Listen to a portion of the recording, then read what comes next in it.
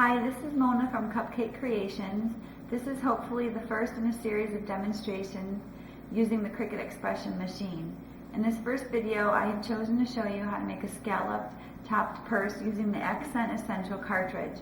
The finished purse measures 6.5 inches wide by 4 3/4 inches tall and 1.5 inches deep. I would like to mention I was inspired to make this purse from the example I found at inkingidaho.blogspot.com. I made my purse to coordinate with a set of standard greeting cards measuring 4 1/4 inches by 5.5 inches. So I hope you have fun designing your purse and choosing your colors and textures and embellishments.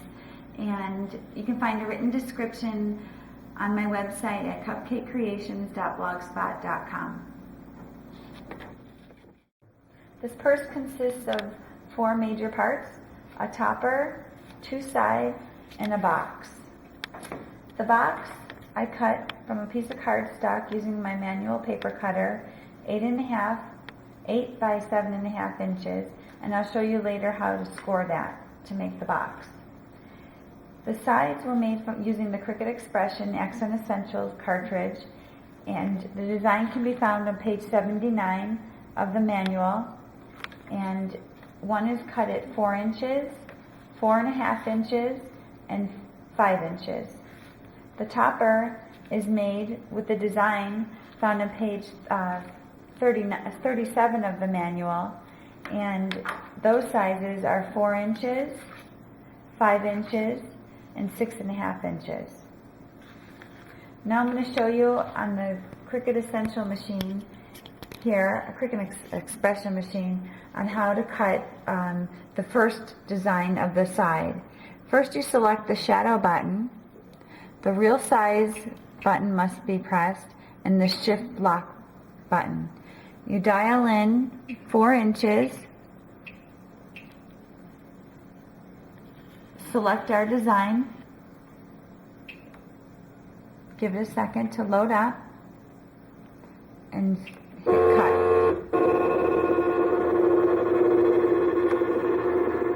So there you have your first part of the side. You need 2 of those of each, and you have to cut the other layers. So now we're going to go on to cut the scalloped circle design. And once again, you make sure the shadow button is depressed, the real dial size, the shift lock, dial in 4 inches, and now we're going to select our design, the scalloped circle.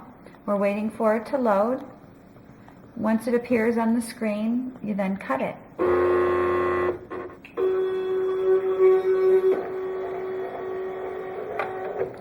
So there you have the first of 3 pieces needed to make the topper.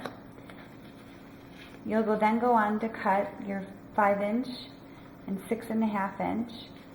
And I embossed mine using the Cuttlebug Swiss Dots embossing folder for a little added texture.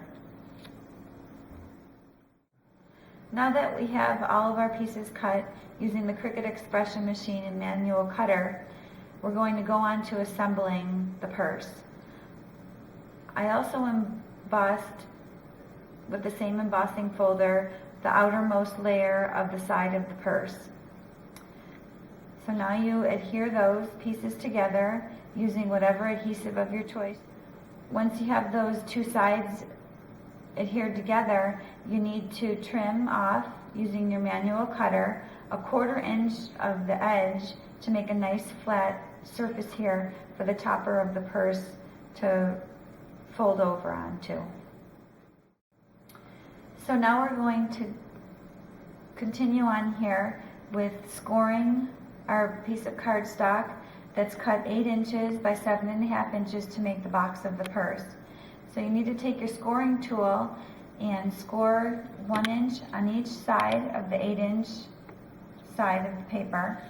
Turn it and then score 3 inches on each side and cut just to that point there. So you'll be able to fold your box up and fold your piece of paper up to make the box of the purse. So now that you have your box assembled, you're going to take and at 3/8 inch from the bottom with a pencil, lightly make a line straight across. And that's where we're going to use that as a guide to center the purse box.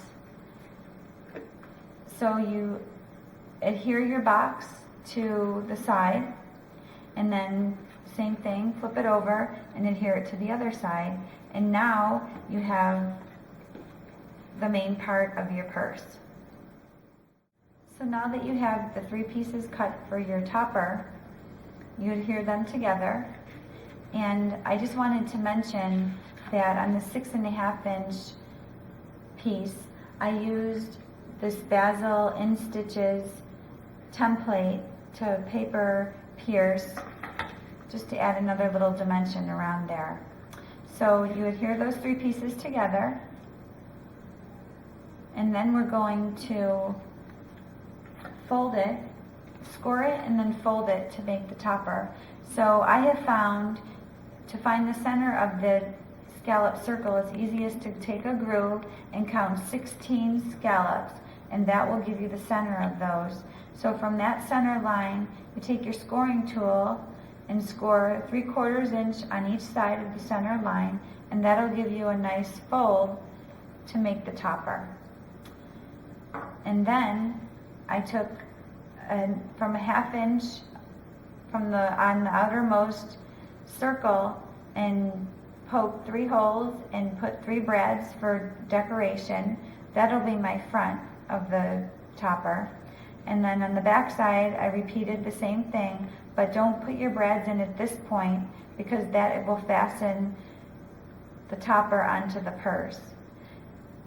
Now we go on to put the handle on the purse, and I put my eyelets in an inch on each side, but you can put them where you choose. And I took a 14 inch piece of 1 inch wide grosgrain ribbon and ran it through the eyelets and tied it in knots and then trimmed it because that's the length I liked my handle to be. So now we're going to go on and fasten the topper to the box. So now that you have your topper and your box assembled with the sides, you take your topper and place it over the side of the purse, centering it. And where we poked those holes before, we now have to poke through the back side of the purse and put your brads on there, and that fastens the topper to the back of the purse. And then we flip it over and we go to the front of the purse here, and you can see I've embellished mine with this stamped butterfly. And to fasten the purse, I used a adhesive Velcro dot, and I've also embellished my purse here for an extra touch and flair with some little punched out butterflies and pierced some holes here just for an extra touch, so you can have fun decorating and embellishing your purse any way you wish. I hope you like this, and please feel free to check out further instructions at cupcakecreations.blogspot.com.